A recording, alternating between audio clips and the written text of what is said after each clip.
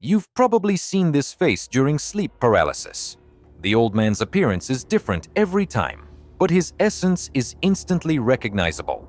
A withered body, hands that destroy everything they touch, a dark, sticky aura that envelops the space around him, like the smell of wet earth over a fresh grave.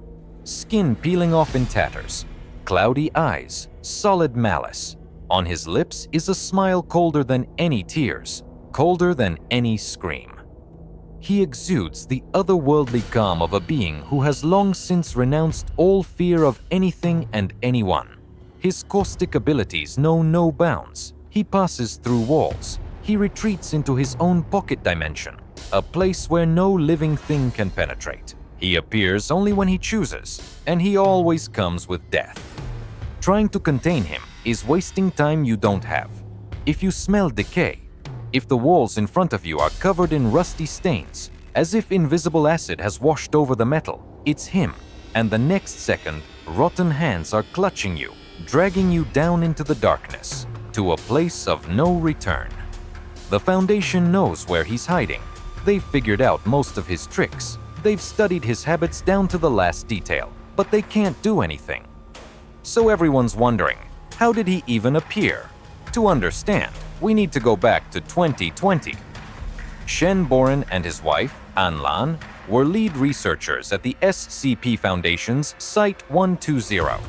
They worked as a pair, harmoniously, almost wordlessly, understanding each other with a half sentence and a half glance. Their colleagues envied their synchronicity.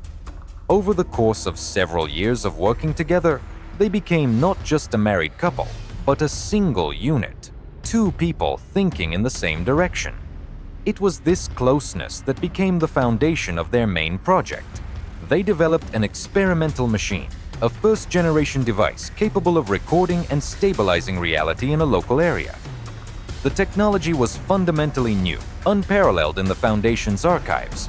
They named the device __0_, a combination of parts of their names. This was their shared work, their shared dream. They spent countless nights in the lab.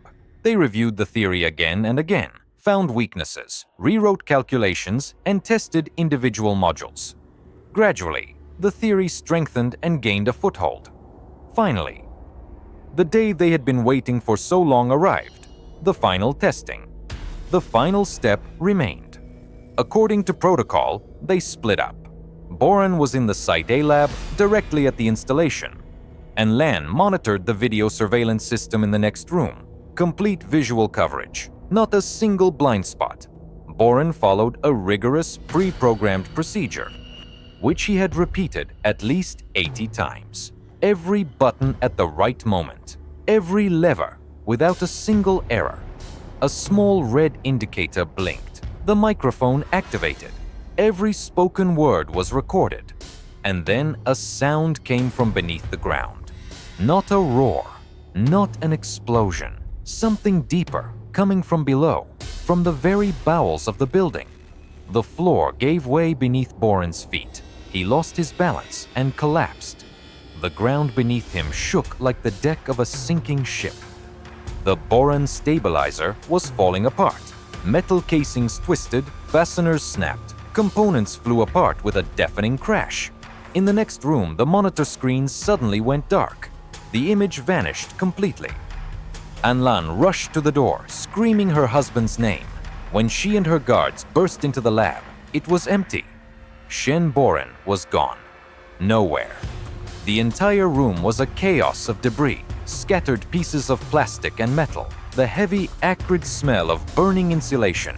Everywhere lay the remains of the machine they'd spent years building. But there was no trace of Boren himself. Not a single clue. As if he'd never existed, Ann Lan sank to the floor and began silently pounding it with her fists. Quote 2. Her voice broke, but no one answered. No one dared say out loud what everyone was thinking. No one dared say that Shen Boren was most likely dead, that he wouldn't return. Those words existed only inside, behind clenched teeth, in the darkness behind closed eyes. 5 years, 1 month, and 21 days passed. Most had resigned themselves to it. They had forgotten, not all at once, but gradually, the way people forget everything they can't bring back. Only Ann Lan remembered him every day. Never once had she let go of hope. Fragile, irrational, impossible. Somewhere in this world, in some dimension, at some point in space, her Boren still exists, just separated from her, just unable to return yet. Until midday on December 23rd, something happened that defied all explanation. The control panel for the Boren stabilizer materialized in the Site A laboratory, the same one that had crumbled into a pile of rubble 5 years ago. The room was unrecognizable. The walls, floor, and ceiling were covered in a thick layer of an unknown organic substance. Dark, damp, almost pulsating. The smells of blood, rot, sour fog, and decay mingled into one, heavy, physically palpable.